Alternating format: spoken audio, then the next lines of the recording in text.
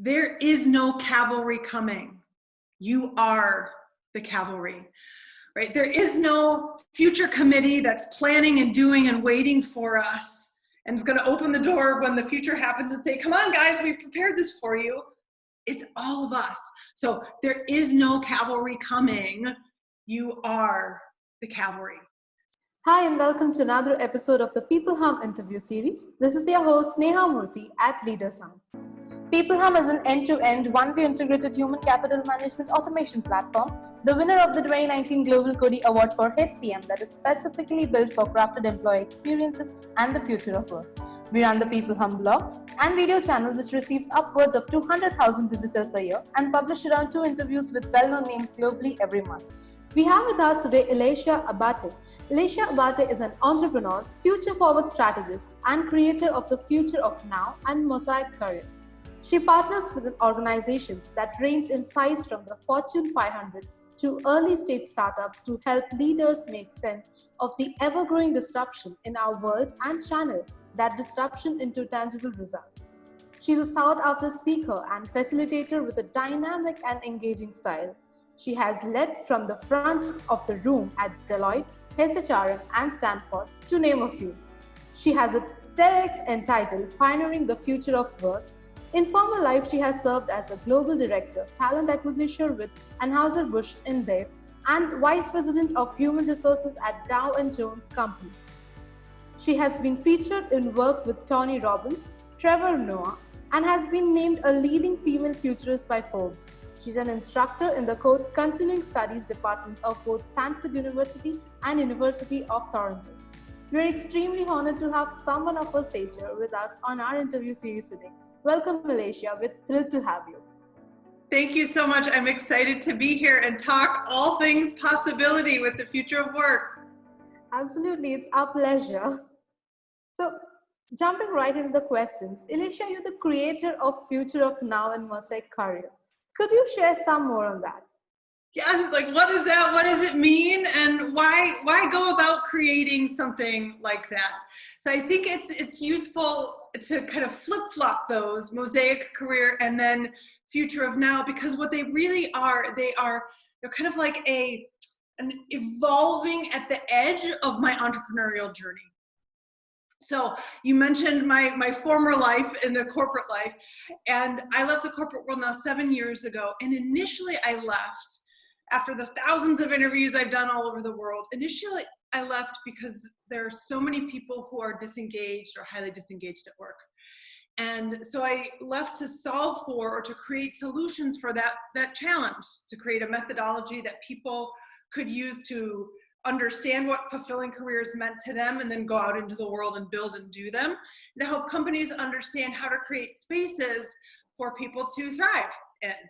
And that was the seedling of the Mosaic career that started in 2014 and has evolved and grown since that time. And what the Mosaic career really is, so if we think about the old career model as a ladder, one track, one lane, one area of focus from the beginning until the end, and then you retire.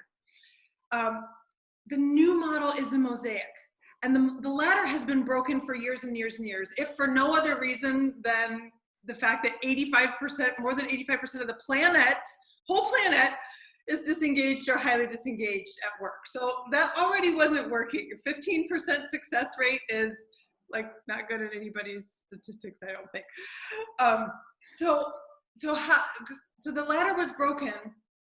Right, but the Mosaic career helps us clearly identify the things that we value, what we want to create in the world, the kind of impact that we want to have, and becomes a multifaceted expression of those values so that you can have different kinds of careers. You can, if you decide to become an entrepreneur or solopreneur, do 4 or 5 different kinds of activities, right? Like and no human being is two-dimensional. So that's that shift into the Mosaic career. So in the space and span of creating and developing that, I began to notice some of these bigger trends that are happening in the marketplace.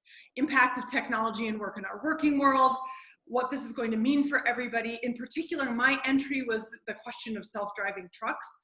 And for me, this was in addition to being driven by helping others find fulfillment, one of the big drivers for me is that I'm from Detroit, born and raised in Detroit. And while there are many reasons for the city's economic ascensions and declines, one of them certainly in the decline department is not thinking preemptively about the impact of technology and work in our working world. So I set out to understand what that was going to be, answering the question, how might we empower success in the face of great uncertainty and disruption?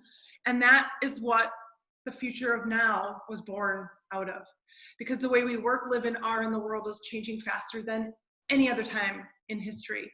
And so rather than being afraid of the disruption and letting it just destroy stuff as it has in the past, how can we channel it and use it to help create a society, a world that's better for everybody?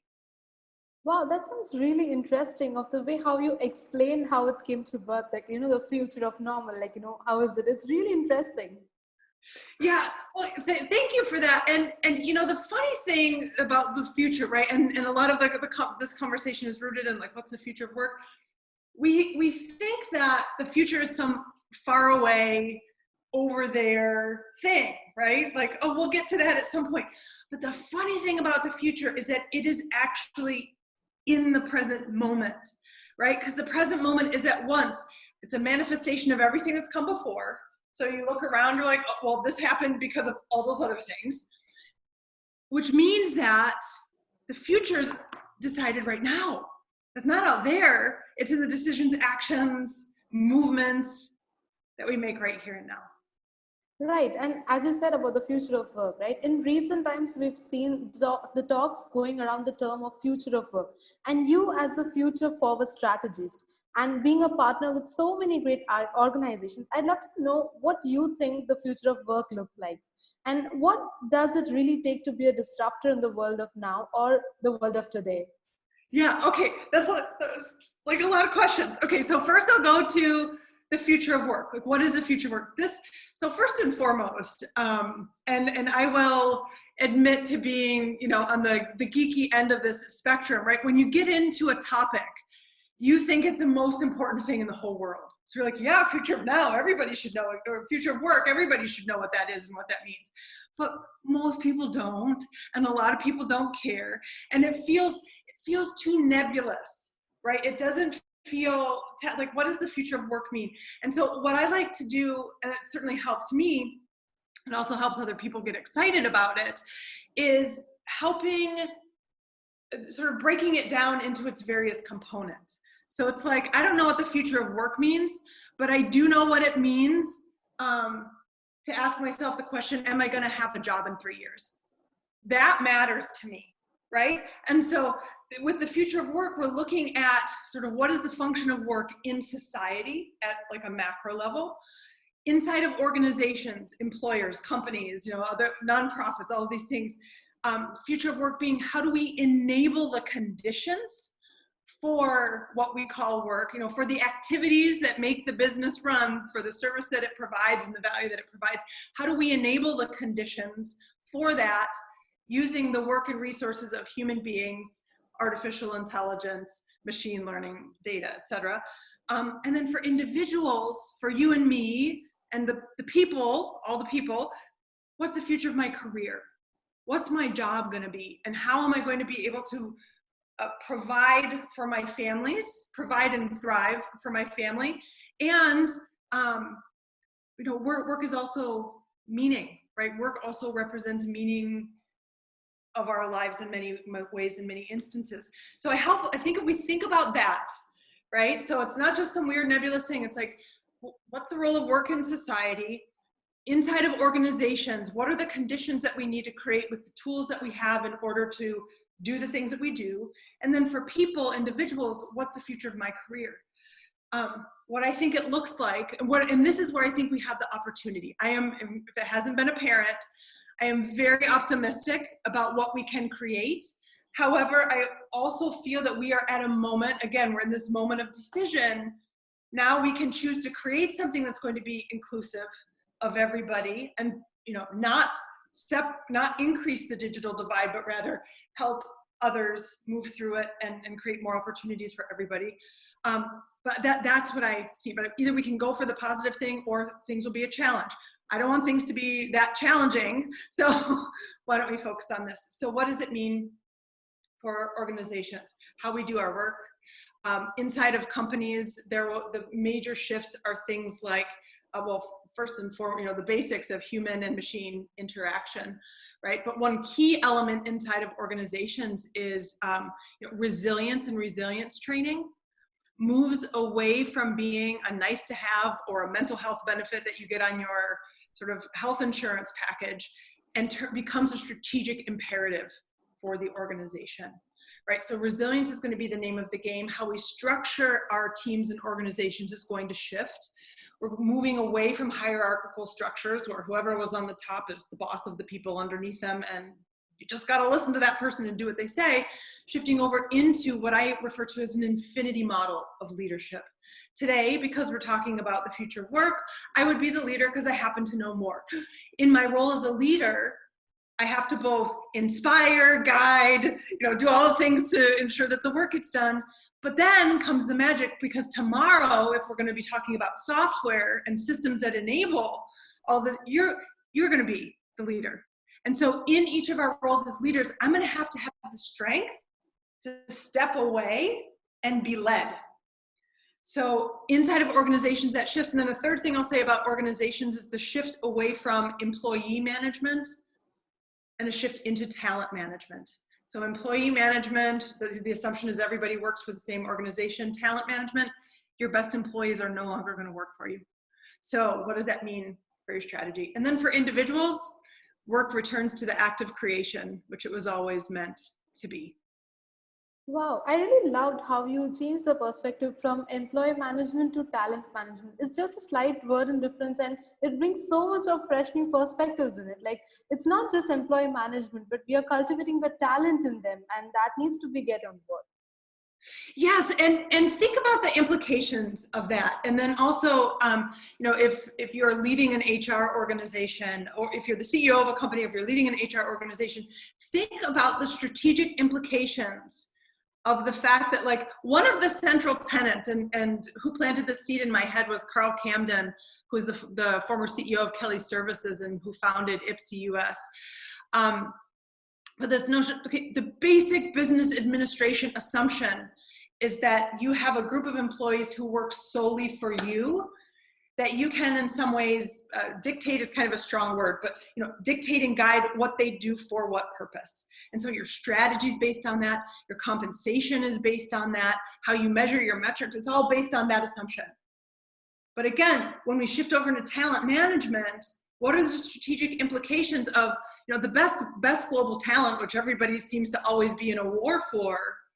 They don't want to work for one organization specifically because it doesn't do enough to feed their brains, right? So how do you manage that in terms of security, in terms of privacy, in terms of strategic competitive advantage, in terms of employee incentives and engagement? There's so many meaty challenges here, which really are just opportunities for those who are inclined to solve them. Yes, thank you so much for that. And talking about tech, can you tell us more on your views on using technology to empower the management of people as a resource? Yeah, so I'm a big fan. So one of the big paradigm shifts, short answer, I'm a fan of using technology, and let's talk about what that looks like. So first and foremost, I think there's one of the paradigm shifts or big transitions around the future of work is that we're moving away from a world of or. Either it's tech or it's people. Either it's corporate or it's entrepreneurial, or it's technological or it's industrial, right? We're moving away from that or and that separation into a world of and, where the lines start to gray and things aren't as clear as they used to be, right? So I always think about technology and any strategic initiative, right? But related to, like, how does it fit inside the umbrella of the strategy that you have? Does it make sense for you to employ a technology because it's going to help you achieve the objective that you're looking for? If the answer is faster, better, more profit, all those things, taking care of your people better, then amazing. Yes, please use it more. If it exists for its own sake, and I think that this is where a lot of organizations get into challenge. Oh, we should do digital transformation. Well, okay, but like, what does it actually mean to you, and how is it aligning with your overall strategy? So I'm a big fan.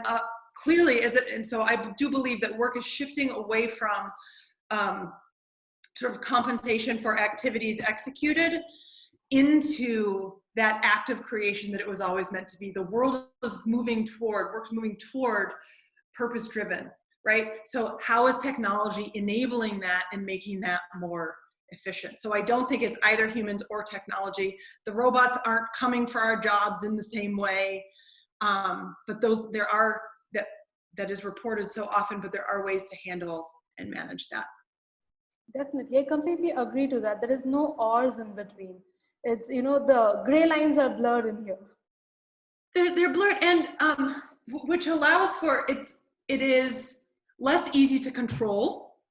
Yeah. So and when you look at systems and structures and how businesses and companies and society has evolved over time, everything used to be very controlled, one strict standard. If it didn't meet that, whoever defined it, then it wasn't good, whatever that means. And the beauty and the complexity that's here, right, now gets to come to fruition. And I think that's one of the gifts of the technology in general that's coming. It is bringing to the surface truths that always were. Everything is interconnected. What I do over here impacts what's happening in your world. If I am a good actor, so new model of economics, bubbly economics, like a bubble bath. If I'm a good actor, I improve myself, I add that value to the whole, to society, to my company, to my family, to whatever, and the value, a broader definition of value, grows. If I'm a bad actor and I'm out in the world trying to take stuff from people and like cold water in a bubble bath, the value of the whole thing decreases, right? So it allows for some of this complexity and richness, which again leads to a place and space where there's more opportunity for more people to thrive, because that's what, my philosophy is that's a birthright of every human being on the planet. Wow, that's beautiful. And also, I saw your super energetic TEDx talk, Pioneering the Future of Work. You were literally at a crossroad, and there was a lot of reflecting that took place in your journey. And I'm sure that everyone who heard you speak was inspired. What advice would you give to our audience who find themselves in a similar situation now? And just to clarify, in a similar situation, like at a crossroads, when you're not sure what to do, and is that what we're going for? So here, on some level, and this now goes into a little bit more of the philosophy, but like on some level, it doesn't matter, right? Like so many things that we feel that the stakes are so high. And if we make the one wrong choice right now, and that goes back, remember, to that old way, that one standard, are you going to fail or are you going to succeed? Then if I fail at this and everything's horrible, my life is miserable, and I might as well just go live under a rock, right? It's that either or thinking.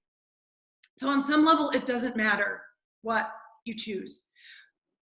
That said, if you're at a crossroads, this is where the exponential thinking comes into play, which is another one of the paradigm shifts that we're working through, moving away from a world that's linear and into a world that's exponential. And exponential thinking and planning about your life, about your career, about your business strategy, the shift moves away from, and we'll relate this now to the Mosaic career, so I'll draw the parallel. Mosaic, the ladder model of career, one way to do it, one track, one lane. If you don't get the right career, then you're toast forever and ever, is rooted in the question, what can I logically do with what I've already done? Past rooted. So whatever you decide that you want to do going forward, it's stuck to whatever you've done in the past. Not very exciting. Whereas the Mosaic career, which is liberating, allows you to shift over and you ask yourself questions. So if you're at this crossroad, same thing with the strategy, with your business, with whatever, ask yourself, what do I want to create? What kind of impact do I want to have? What's the outcome I'm looking for? If you're thinking about it individually, how do I want to use my life? And then you align your skills, resources, talents behind creating that thing. So similar to the answer about technology, wherever we choose to go on the crossroads, it also doesn't exist in a vacuum, right? Pick one, pick the other, it doesn't matter. What do you want to achieve? Is one of those going to get you to the thing that you want faster? Then pick that one. If it's not, then don't pick that one. Right. As you said in the previous answer, right? It's all interconnected. It's all interconnected, and this thinking, and I, by the way, so all of this stuff that I'm sharing about the future of work, about the Mosaic career, everything, that they have become system, structures, framework, strategy, but they started out as my own life experience working through all of these challenges and, you know, mistakes and stuff that if I were to do it again, I would do it differently, right? So it comes from that lived experience, and the gift, right? The gift that can come through this is we stop thinking about our worlds and our decisions as snipers. One bullet, one gun, one target, and if we don't hit it, mission failed. Right? Our life isn't like that. When we shift over to thinking about it as a scientist, say, I think I want to do this. Okay, great. Align skills, resources, give your best effort to creating that industry, entrepreneurial endeavor, new business initiative, opening up in a new market or new country, whatever that is, right? You're just collecting data. It's like, okay, my hypothesis was it was this. The data is telling me it's different than that. Is that good? Is it bad? But again, it allows for much more, and our limited linear thinking about stuff, even the most brilliant of us walking around on the planet, can't fathom the multitude of options that are available. Absolutely. I completely agree to that. Thank you so much. And before wrapping up the interview, any sound bites that you'd like to leave our audience with? Gosh, any sound bites? Well, gosh, so here's another point that I think is important to make, right? There is no cavalry coming. You are the cavalry, right? There is no future committee that's planning and doing and waiting for us and is going to open the door when the future happens and say, come on, guys, we prepared this for you. It's all of us. So there is no cavalry coming. You are the cavalry. So how can you get into action around that? And you know, this isn't mine, but I think it bears repeating here. Joseph Campbell, my work is largely inspired by Joseph Campbell's work and myths and mythology and how we find meaning. And he says, we are not, he says, we must be willing to give up the life that we have planned so as to have the life that is waiting for us. And the big question for all of us really is, are you willing? Wow, thank you so much for that positivity. Well, thank you for this opportunity. I mean, it's just, what a beautiful thing. Thank you. Thank you so much for your time, and it's completely our pleasure. I loved talking to you. I'm sure it's going to be the same for our audience as well. Well, thank you so much. I really appreciate this opportunity, and I look forward to co-creating with you out in this universe that we're living in. Absolutely. Thank you so much. Hope to stay in touch with you. Take care. Stay healthy. Stay safe. Sounds wonderful. Thank you so much. You too. Bye-bye. Bye-bye.